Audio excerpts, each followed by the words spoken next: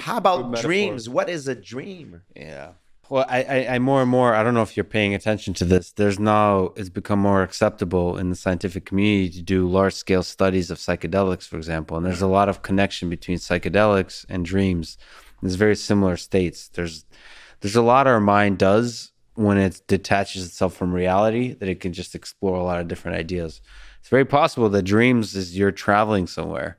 And the same thing with psychedelics, you're traveling somewhere. I agree. In a different, not traveling through physical space, it's the other dimensions that we're talking about. You're traveling through some other dimension to meet some other creature. People talk with DMT that they meet some elves. I've never done, I'd like to. I don't know if there's a safe, legal way to do it, but they all talk about meeting elves and like creatures, like entities. And like, who are they? What is this? Is it because they're high, or it's because they're actually meeting something, and maybe there's no difference? I mean, that who knows exactly? And that takes us right back to us not being able to really understand how our mind works. You know, I work in artificial intelligence. It's clear that we understand so little about intelligence, some basic things about intelligence.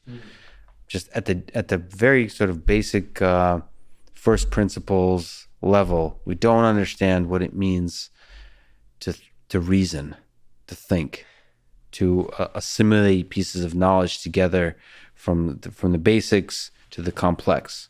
We don't understand it. We don't understand how the human mind does it. We don't understand how the human mind is able to take incredible waterfall of information and filter cleanly into just like clean. You only see the things that are important and are able to stitch them together and be able to reason about the world. And at the same time have moments of like genius, of creativity. Like what is that? That also, you know, writers talk about that they're, you know, they're almost like communicating with a muse. Like, where do ideas come from? Yeah. This is the Joe Rogan philosophy. But I do know that past civilization were, a lot of them were based on shamanism. Mm-hmm. And you know what I think it's sad is, if someone drink alcohol and when he's drunk he's going to commit like murders or something, we're gonna blame the person, right? We're gonna say that's his fault. It's not the fault of alcohol. However, if someone does psychedelic or any things that is illegal and you do something crazy, now we're gonna put the fault on psychedelic. You know what I mean? And perhaps the person itself is the reason why, you know, he's been doing these things. You know what I mean?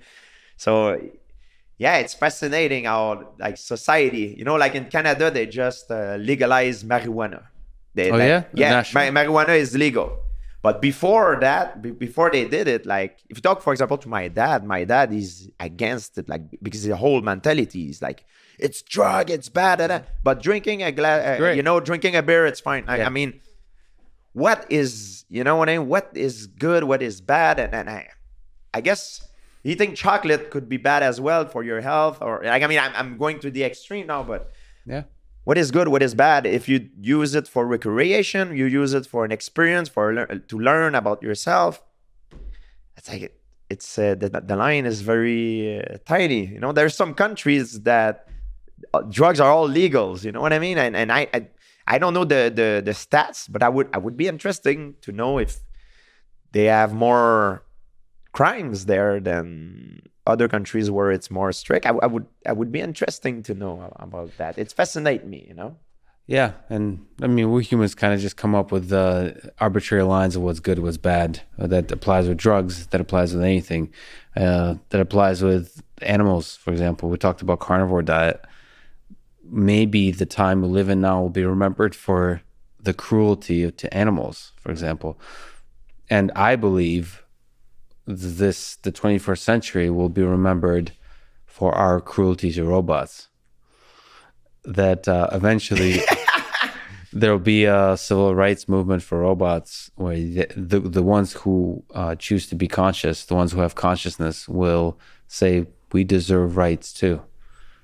We deserve to be treated with respect too. How about the people we put in jail?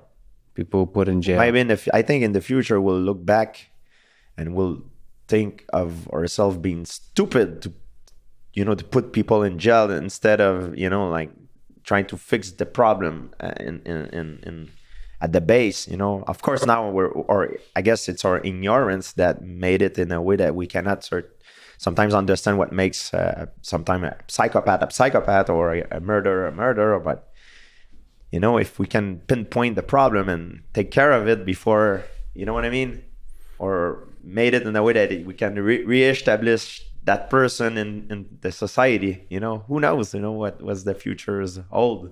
It's interesting. We live in an interesting time.